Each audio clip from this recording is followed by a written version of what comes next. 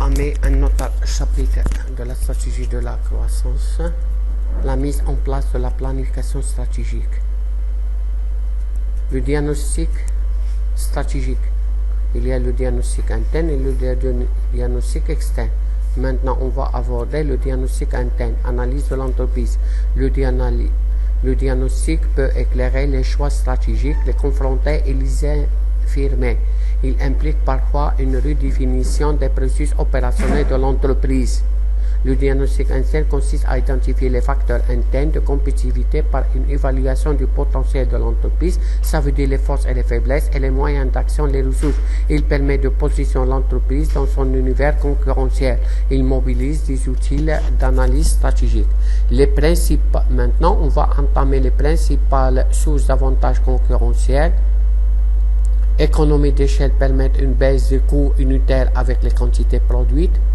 La courbe d'apprentissage est quand elle est liée au savoir-faire croissant de l'entreprise, c'est un effet d'expérience. La capacité à financer la croissance de l'entreprise, la maîtrise technologique clé des technologies émergentes du secteur, la gestion de la qualité dans l'entreprise à tous les niveaux, la maîtrise du coût tout au long de la chaîne de valeur, depuis la compétition jusqu'à la distribution.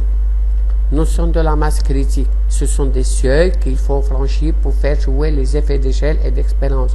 On retrouve la logique des barrières à l'entrée.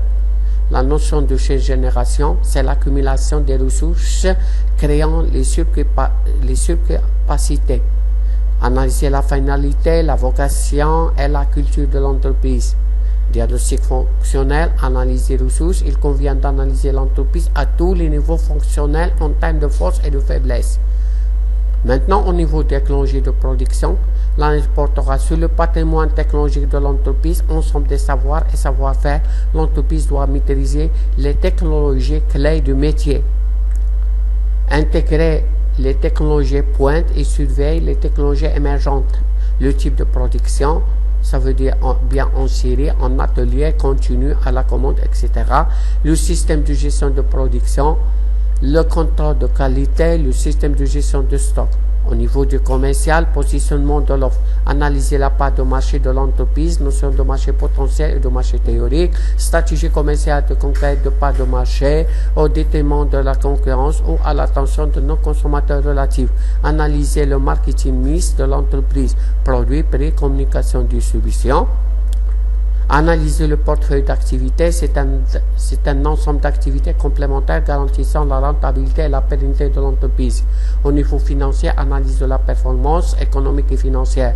Structure financière compare plusieurs postes du bilan, financement des immobilisations, équilibre financier global, indépendance financière, capacité de remboursement, autofinancement des investissements, solvabilité, activité et productivité de travail. Gestion, rotation des stocks de créances et dettes fournisseurs, rentabilité commerciale, économique et financière, données boursières. Au niveau potentiel humain, évaluation des compétences et des comportements. La gestion prévisionnelle des ressources humaines, le climat social de l'entreprise, la pyramide des âges, le système de management, l'exercice du pouvoir de décision. Diagnostic organisationnel, l'organisation formelle, l'organisation informelle, à quoi et comment l'organisation actuelle est-elle source de performances et de dysfonctionnements. Les liens entre structure et stratégie, analyse de l'environnement, diagnostic externe. La connaissance de l'environnement, l'évolution de l'environnement explique souvent la stratégie. Ainsi, le diagnostic concerne l'ensemble des éléments qui influencent l'entreprise ou sur lesquels il peut agir. L'environnement de l'entreprise est multiforme. Bien connaître son environnement permettant à l'entreprise de mieux détecter les menaces et les opportunités stratégiques. On distingue le micro-environnement et le macro-environnement. Au niveau de la demande, on distingue concerne l'évolution de la demande. L'analyse concurrentielle, les éléments principaux de l'analyse concurrentielle, les caractéristiques de domaine d'activité et de segment stratégique principal force qui s'exerce.